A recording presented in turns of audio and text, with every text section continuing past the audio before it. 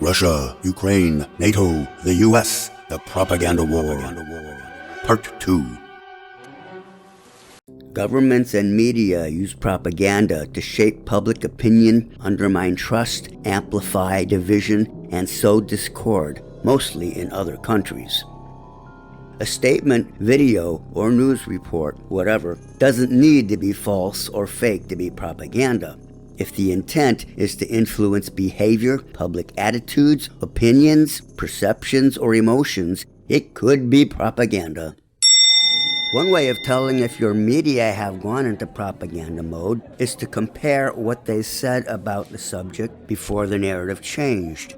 Take note of the publication dates of the references displayed on screen. Censorship is a blunt tool of propaganda, be it government censorship or media self-censorship. We in the West have had both before and since the Russian invasion. Here is journalist Jeff Cohen, founder of FAIR, Fairness and Accuracy in Reporting, describing the censorship he encountered in MSM in the run-up to the U.S. invasion of Iraq. During wartime, people did lose their jobs here, and it wasn't a lot. But when someone loses their job at MSNBC, as we did, everyone in the building knows what happened. And everyone in the building then engages in self-censorship. We were putting people on the air who were saying, look, this is going to be a violation of international law. This is going to be devastating to civilians. For saying those things, we lost our jobs. Similar to censorship is lying by omission, simply not reporting anything that goes against the mainstream Western narrative. How often have you seen any interviews on TV with people who are critical of Ukraine President Zelensky or the Ukrainian military, accusing them of war crimes or atrocities? Or with people who say anything positive about the bad guys?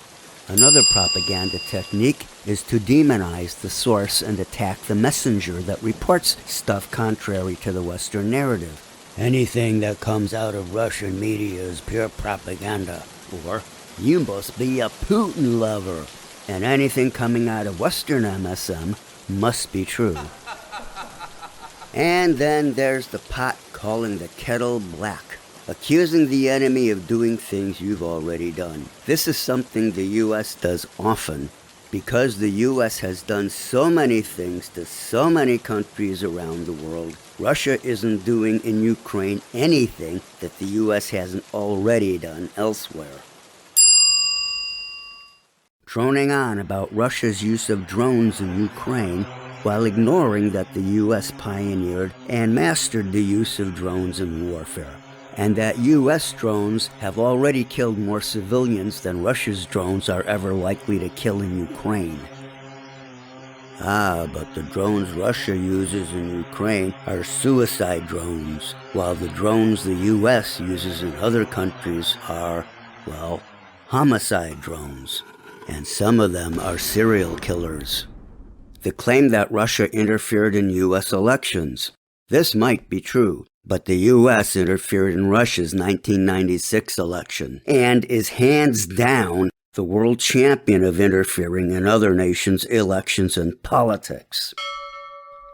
The claim that Russia isn't respecting Ukraine's sovereignty or territorial integrity and is violating international law and the UN Charter. Seriously? The U.S. helped stage a coup in Ukraine in 2014, removing the democratically elected president. And Ukraine was one of the first countries to support the U.S.'s illegal invasion of Iraq, violating its sovereignty and territorial integrity, international law, and the UN Charter. Every U.S. attack in a foreign country without the permission of that country's government was and is a violation of that nation's sovereignty and territorial integrity, the UN Charter, and international law. A recent news report said that Russia is occupying a fifth of Ukraine. The U.S. has occupied a third of Syria's sovereign territory for many years, despite Syria's repeated orders to leave. Putin claims that one of the reasons he invaded Ukraine is to denazify it. Western mainstream media tells us that Ukraine doesn't have a neo-Nazi problem. Others disagree. The fact that so much of Ukraine is infested, if not run by, but infested with true extremists, fascists, neo-Nazis, they are called. Here's what President Biden said about it in a speech last April. Putin has the gall to say he's denazifying Ukraine. It's a lie. It's just cynical. He knows that. And it's also obscene. President Zelensky was democratically elected.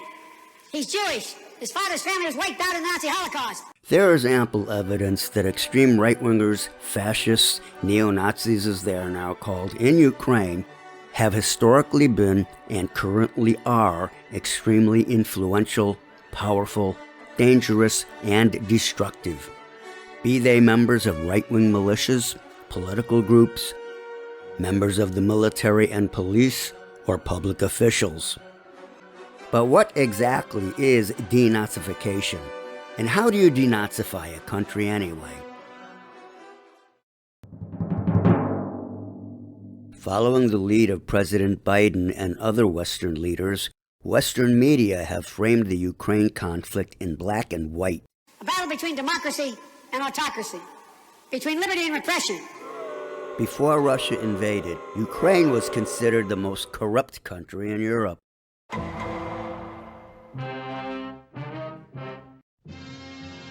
They present Ukraine as a shining light of freedom and democracy in Eastern Europe, and Ukraine's President Zelensky as a noble champion of Western values. This is propaganda. The rule of law, fair and free elections.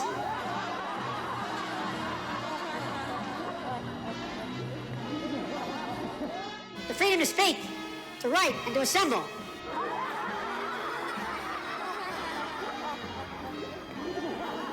Freedom of the press.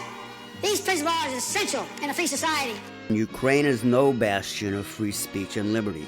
President Zelensky is no champion of democracy and Western values. His crackdown on dissent in Ukraine began long before Russia invaded.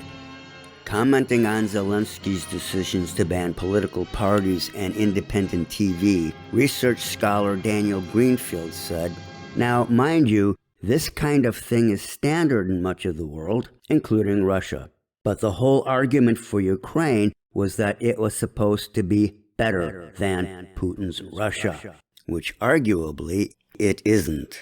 It's also hard to see what the point of such a move would be if Ukraine is truly unified. You only need to resort to totalitarian measures when the country isn't. Unified, that is. These maps show that Ukraine is clearly divided geographically, east and west, by language, ethnicity, and politics. NATO is a defensive alliance. The Kremlin wants to portray NATO enlargement as an imperial project aimed at destabilizing Russia. Nothing is further from the truth. NATO was formed after World War II to contain the old Soviet Union. If NATO ever was solely defensive, it has since redefined its purpose and missions. NATO's own website says this. It says, NATO is a crisis management organization that has the capacity to undertake a wide range of military operations and missions. It also says, the tempo and diversity of operations and missions in which NATO is involved have increased since the early 1990s. That is not defensive. You think Biden got the memo on that? Yugoslavia, Serbia, Libya, Somalia, NATO attacked them all, while none of them ever attacked a NATO member. For over 25 years, U.S. presidents from Bill Clinton up to and including Joe Biden summarily dismissed Russian complaints and national security concerns over NATO's increasing eastward expansion.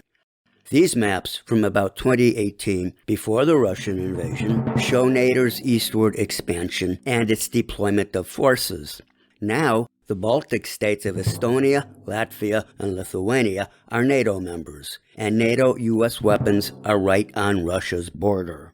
We know from the Cuban Missile Crisis that the U.S. wouldn't tolerate hostile military bases on an island 100 miles away. It certainly wouldn't tolerate them on its border in Canada or Mexico. but it expects Russia to tolerate hostile military forces on its border, its front porch, as Putin put it. But Russia has no reason to trust NATO or the US. Putin drew a red line at Ukraine, and still the West ignored him.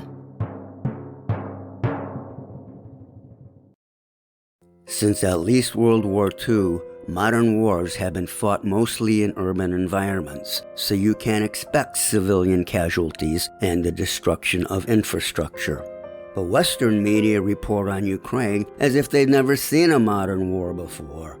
They've given us a steady stream of human interest stories on the victims of the Ukraine war. We are flooded with images and stories of civilians, the dead, the injured, the people in shelters, the survivors of attacks, the people leaving, non-stop in-your-face 24/7. We follow families as they flee the carnage, visiting their homes, meeting them as they reach the border. Stories showcasing the plight of Ukrainian children and refugees abound. And that's the way it should be for the coverage of all victims of all wars. But in this war, only victims of Russian attacks are showcased in this way.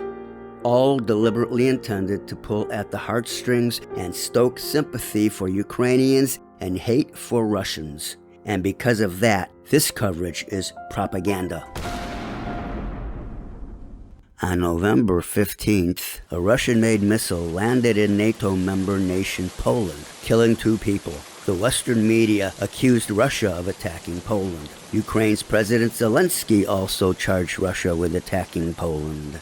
This was a serious charge because it could have triggered a direct confrontation between NATO and Russia. The media narrative about this evolved from Russia attacked Poland to it was an accident to yes, the missile was Russian-made, but it was fired by Ukrainian forces. Examination of the evidence on the ground by Polish and NATO officials concluded that the missile was Russian-made, but had been fired by Ukraine forces. Zelensky very publicly rejected that conclusion and insisted that Russia had fired the missile. But NATO officers insisted that the evidence showed that the missile was fired by Ukrainian forces. NATO officers and even U.S. President Biden criticized Zelensky and said he was lying. So here we have NATO saying one thing and Zelensky saying another. Both sides have good reasons to lie about what really happened. You can understand that Zelensky didn't want his army blamed for bombing Poland, and maybe he would have welcomed NATO's coming into the war directly with Russia.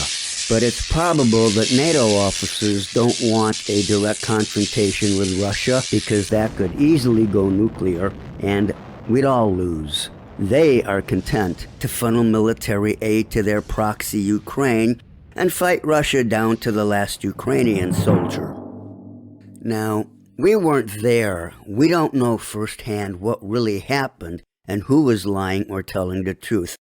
But what is your bias? Which side are you ready to believe or to dismiss, and why? What side are you on? I'm on the side of world peace. So, if you get your news and information, analyses, and opinions about U.S. foreign relations and world politics, mostly from Western mainstream media sources, then you have been tragically misinformed, and even more tragically, misled into potential nuclear annihilation. As countries in the U.S. Western alliance keep escalating this war by providing ever more advanced and deadly weaponry to help Ukraine kill Russian soldiers, there may come a time when Russia responds directly to those countries, all NATO members. Well, at least the nuclear winter will counter global warming. In future videos, I'll be discussing other aspects of the Ukraine invasion, like civilian casualties and war crimes, the biggest lie of the war, and why most Americans can't seem to understand any of this. So share this video, subscribe to my channel, click on the like button, and stay tuned.